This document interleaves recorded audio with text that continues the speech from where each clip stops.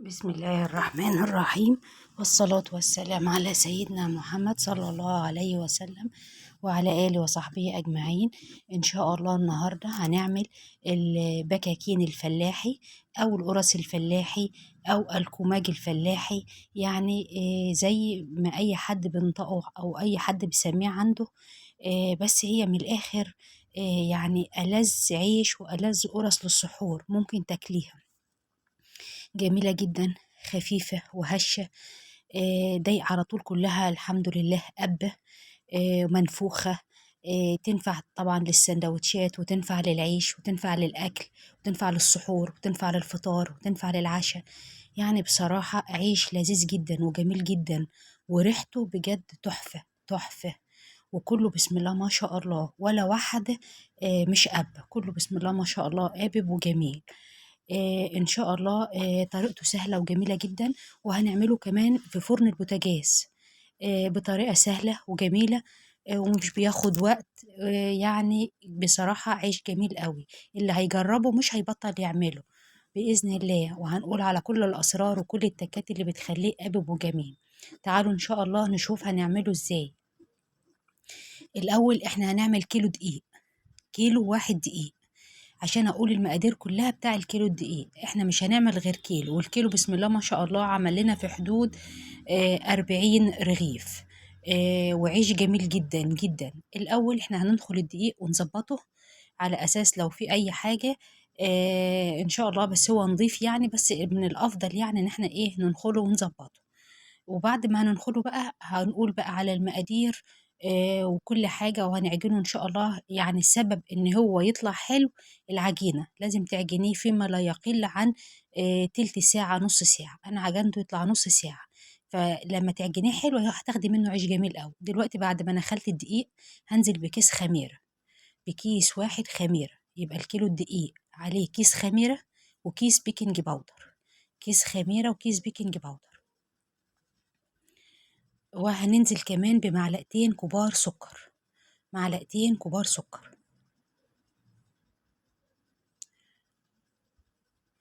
ونص معلقة ملح، ونص معلقة ملح. المقادير دي لكيلو دقيق. وهننزل بكوباية كبيرة زبادي. الكوباية الكبيرة الزبادي ديت عبارة عن كوبايتين من الزبادي اللي هما 170 جرام، يبقى كوباية كبيرة زبادي. ومعلقتين كبار خل، ومعلقتين كبار خل. يبقى احنا كده تقريبا نزلنا بأغلبية المقادير يعني. اللي لسه باقي بقى هنكمل بقى العجين بلبن، لبن دافي، ما يكونش من التلاجة، لبن دافي، على أساس إن الخميرة تقوم معانا بسرعة ويخمر. وبعد ما نعجنه هننزل عليه بنص كوباية سمنة على زبدة، نص كوباية سمنة على زبدة. السبب في نجاحه وإنه يخمر، ما تكتريش المادة الدهنية، لأن لو كترت المادة الدهنية ما بيقبش، ما بيقبش معاكي. عشان يقب كويس ما تكتريش المادة الدهنية، هتلاقيه قابب وجميل، لأن هو في الأول والآخر عيش. هو يعني مش قرص بمعنى القرص، هو عيش. فبعد ما نعجنه عجنة محترمة كده، هو خد في حدود كوباية كبيرة زبادي، وخد في حدود كوبايتين لبن. الدقيق، هو طبعا الدقيق بيختلف من مكان لمكان. في دقيق ما بيشربش سوائل كتير، وفي دقيق بيشرب. الدقيق اللي معايا ده الكيلو خد كوباية زبادي وكوبايتين لبن، بالتقريب كده يعني، بالتقريب. وكوبايتين لبن، وممكن يكون أقل شوية بس مش أكتر من كده. دلوقتي بقى نعجنها كويس، وبعدين هنجيب نضيف عليها، دي آخر مكون، نص كوباية سمنة على زبدة. ديت هتبقى آخر حاجة في المكونات بقى. ويبقى كده خلاص، ونعجنها بقى عجنة محترمة. وهقفل الكاميرا وهقعد أعجن فيها كده في حدود من ربع لنص ساعة إن شاء الله. لما بتعجنها حلو وتلاقيها في إيدك كده بقت زي الملبن، وما عادتش بتلزق في إيدك، تعرفي إن العجينة إن شاء الله ناجحة وكويس. ومن أسباب النجاح العجينة اللي هو العجن إنك تعجنيه كويس، تخدميها كويس، تخدميها كويس، هتقب معاك وتبقى زي الفل إن شاء الله. طبعا احنا كده دلوقتي لمينا كل الدقيق. أهم حاجة إنك تلمي الدقيق، ما تسيبيش دقيق خالص. لمينا كل الدقيق. ودلوقتي بعد ما لمينا الدقيق بقى هنجيب نص كوباية سمنة على زبدة. دي نص كوباية سمنة على زبدة زي ما انتوا شايفين. الزبدة ادت لها ريحة جميلة جدا، ادت للسمنة ريحة حلوة قوي. انا حطيت نص كوباية سمنة على زبدة. بعد خلاص كده، اول ما تحط السمنة هتحسي ان العجينة بدأت تفرول معاكي. ما تقلقيش، هترجع تلم تاني وهتبقى ناعمة وزي الفل. هي في الاول هتبقى تحسي ان هي ايه، بدأت تفرول كده لكن هي دلوقتي لما تعجنيها وتخدميها تاني كويس وتشرب السمنة هتلاقيها بقت ناعمة وجميلة قوي زي الملبن ان شاء الله. وهتبقى دي اجمل عجينة والله. تعتمديها على طول، وهتعمليها في فرن بوتاجاز بطريقة سهلة جدا، مش هتاخد منك حاجة. والكيلو الدقيق بسم الله ما شاء الله عمل في حدود 40 رغيف، وريحته وطعمه بجد والله أجمل كتير من بتاع الأفراح ومن اللي بالشرق. يعني مفيش ولا كلمة طبعا بإذن الله يعني. هتجربوه وهينجح معاكم بإذن الله من أول مرة، وهتعمليه في فرن البوتاجاز، مش محتاجة لا فرن غاز ولا محتاجة حاجة. دلوقتي بقى نعجنه كويس. انا هقفل الكاميرا واقعد اعجن فيه مدة كبيرة لحد لما احس ان هو بقى العجينة طرية معايا زي الملبن كده. ابدا بقى ايه، اغطيه واسيبه بقى لحد لما ايه، لما يخمر. هو الخمر خد معايا في حدود نص ساعة. دلوقتي بعد ما قفلت الكاميرا وعجنته براحتي بقى، زي ما انتم شايفين العجينة جميلة خالص اهي، سايحة وناعمة. وفي تحت ايدك بقى انت بتحسي بيها، بتحسي ان حاجة تحت ايدك ناعمة كده وجميلة زي الملبن. شوف العجين جميلة جدا ليه، لانها اتخدمت، اتعجنت حلو قوي. دلوقتي بقى ببدأ اظبط العجينة، اظبط الوش كده، وبجيب ورقة استرتش اغطي الوش عشان ما ينشفش، لان احنا برضو بدأنا الجو يحرر شوية. ونغطي الوش كده بستريتش، وبعدين اغطيه بفوطه وتسيبيها نص ساعه بالظبط. هتلاقيها ان شاء الله اختمرت وبقت جميله خالص باذن الله، لان العجينه ديت بتخمر مرتين. مره بتسيبيها تخمر في قلب البلاستيكيه ديت او الطبق، والمره التانية بعد ما بتبططيها وتحطها في الصواني بتسيبيها برضه تخمر. عما الفرن بقى يولع ويسخن تبدأي بقى يكون هي خمرت، فعشان كده بتقب وبتبقى معاكي ناجحة وجميلة إن شاء الله من أول مرة. دلوقتي بقى هنغطيه. هنخلي الاسترتش بقى يلمس العجينة على أساس إن هي ما تنشفش، يبقى وشها إيه، طري كده وناعم، ما يبقاش ناشف. وبعدين هنغطيها بقى بفوطة ونسيبها بقى ايه لما تخمر. وبعد نص ساعة زي ما انتوا شايفين اهي، بسم الله ما شاء الله خمرت وزي الفل.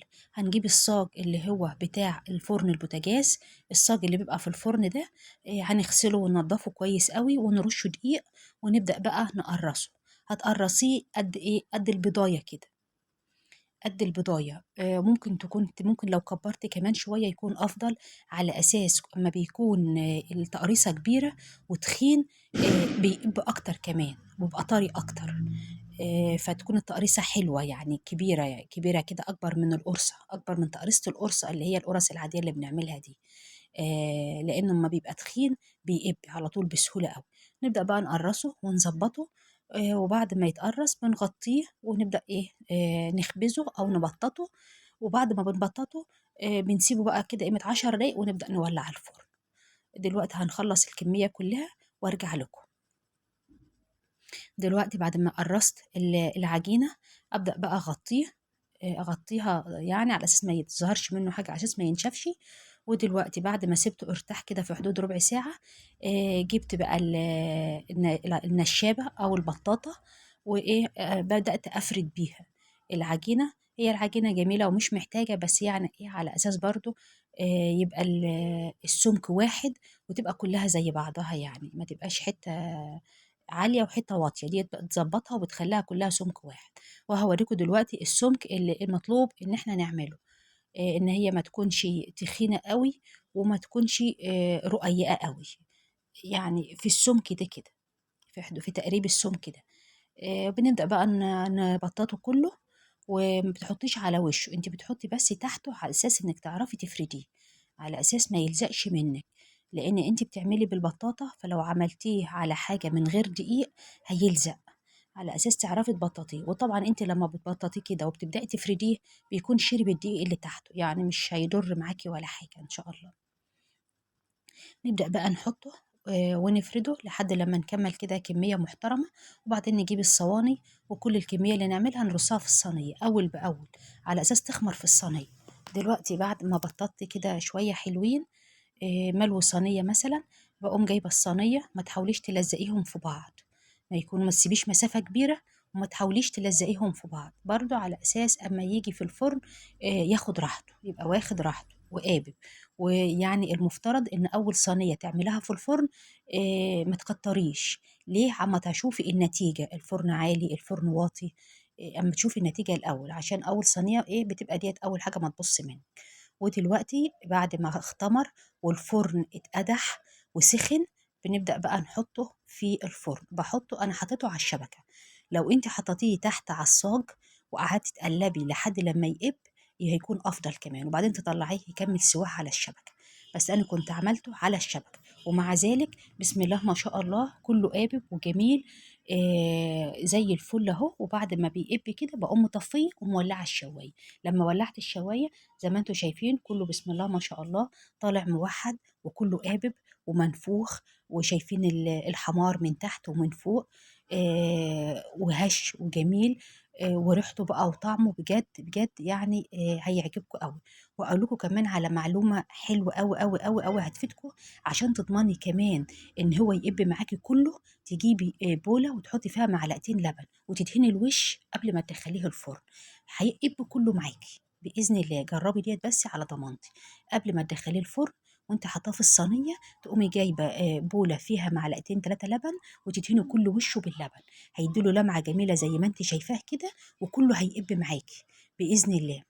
شايفينه منفوخ وجميل، مورق من جوه، ينفع سندوتشات، ينفع تاكليه كده حاف مع شاي، ينفع تاكليه بجبنه، ينفع تاكليه في السحور، ينفع تاكليه في الفطار، تاكليه في العشاء. بصراحه يعني عيش حكايه، هيعجبكم قوي قوي قوي، وهيعجب اولادكم بسم الله ما شاء الله، وريحته تحفه. وبعد ما خلصت الكميه ديت، هي قابه وجميله اهي. طبعا انا مش هناكل الكميه دي كلها، طلعت الاكل على قد اكلنا، والباقي حطيته في كيسين وقفلت الكيس. بمجرد ما قفلت الكيس بقى طري، وبألف هنا ومع ألف سلامة.